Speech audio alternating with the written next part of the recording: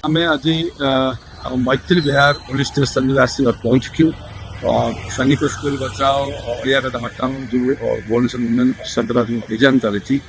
अभियान में आप देखिए आम ये आस पहुँचार तात्पर्य होचे ये जो पीएमसी कमिशनर अच्छा राजेश प्रभाकर पाटिल से जो सैनिक स्कूल कैंपस भर जो डंपिंग यार्ड कर डंपिंग यार्ड जब पेपर वर्क आम देख पेपर वर्क देखला जना पड़ा पॉल्यूशन कंट्रोल बोर्ड रु मात्र 15 मेट्रिक टन मैं 15 मेट्रिक टन यूनिटी अलिया रखापी परिवेशन मिली कि 350 मेट्रिक टन से गदा कर गदा करा फल से गोटे भाईरस स्प्रेड होती पाखापाखि 17टा दफा लगिपर जदि चिटिंग फर्ज डॉक्यूमेंट फर्जरी एवं आपंकर जो भाईरस स्प्रेड करवा विभिन्न दफा लगे आम पाखापाखि आज आईआईसी अच्छा एफआईआर देचु आशा करूँ जो तुरंत एफआईआर क्लज हम जब एफआईआर क्लज न हम आम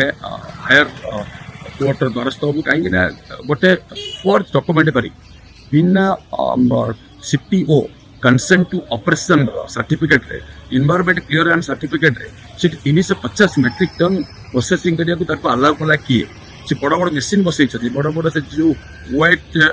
वेस्ट को डंपिंग कर ये सब इलीगल एक्ट से प्रभाकर पाटिल पर जड़े मिछुआ कमिशनर विरुद्ध आम एफआईआर देचु दृढ़ कार्यानुष्ठान ग्रहण करने दाबी करूँ आहरी जघन्य अपराध होची से जो जिलापाल थे से बहुत भाउलेसन करम पाखे खबर पहुंची एवं जो माननीय मंत्री अच्छा कृष्णचंद्र महापात्र से सरकार प्ररोचन जेल पठे तेणुक कम्बिनेसन बुझे सब पावर कर सब एकाकार सब जमी धोई सब विशुद्ध हो गए गंगा पानी से आशा करुँ मंत्री जदि मंत्री को टी शरम थी